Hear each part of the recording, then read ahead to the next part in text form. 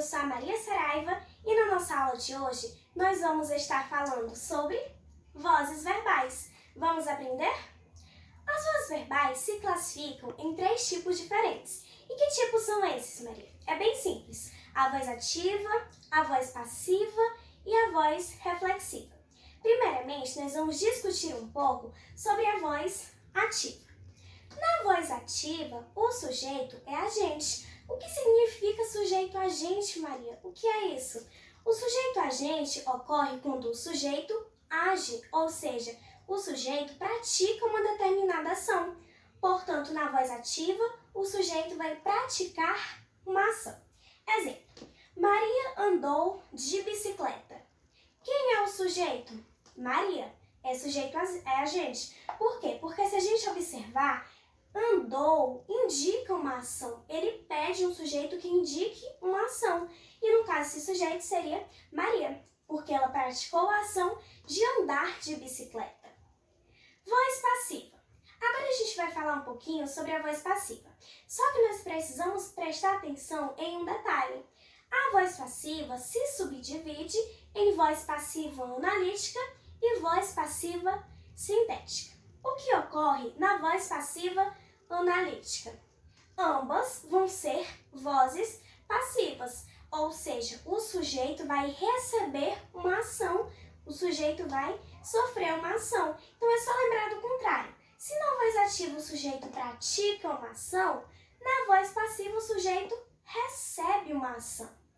E na voz passiva analítica, essa ação vai ser indicada por uma locução verbal, em que eu vou ter um verbo auxiliar e um verbo principal. Por exemplo, o cachorro foi acariciado por Felipe. Quem foi acariciado por Felipe? O cachorro.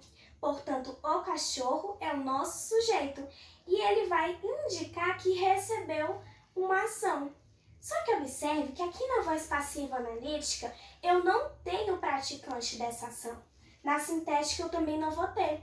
E é por isso que eu tenho um termo chamado agente da passiva. Se aqui eu não tenho praticante dessa ação, que no caso seria o sujeito, eu tenho que ter um termo que me diga quem praticou essa ação. E na voz passiva analítica vai ser o agente da passiva. Um detalhe, o agente da passiva só vai ocorrer na voz passiva analítica.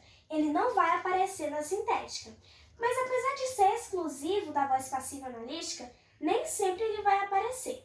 Neste exemplo aqui, o cachorro é o sujeito, foi acariciado é a locução verbal e por Felipe seria o agente da passiva. Olha, por que o agente da passiva?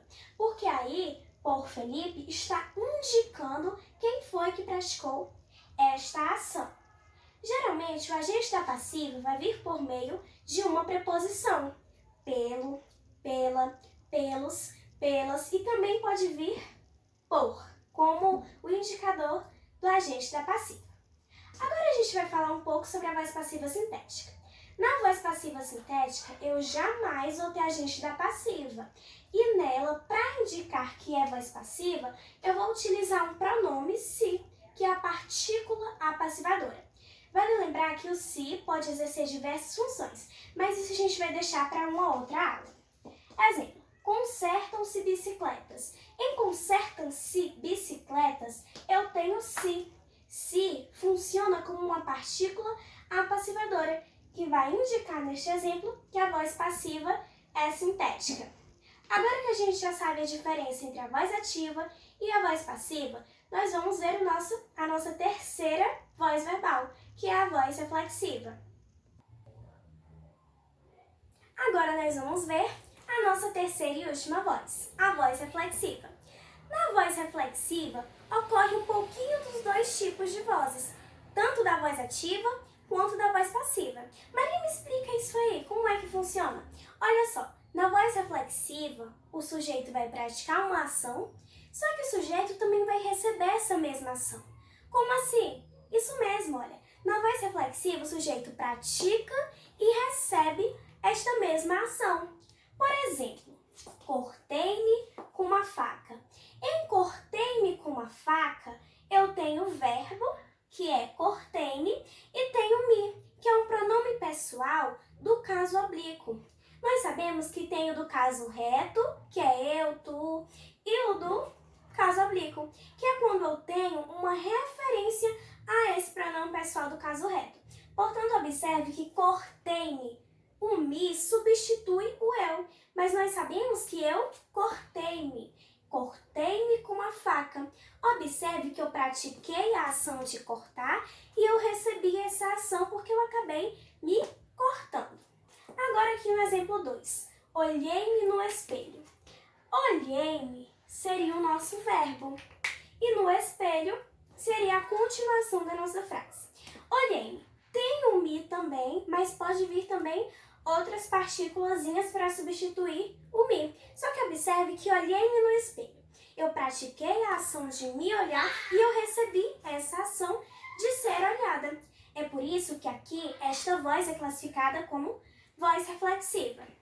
Por hoje é só. Espero que esse vídeo venha lhe ajudar e até a nossa próxima aula.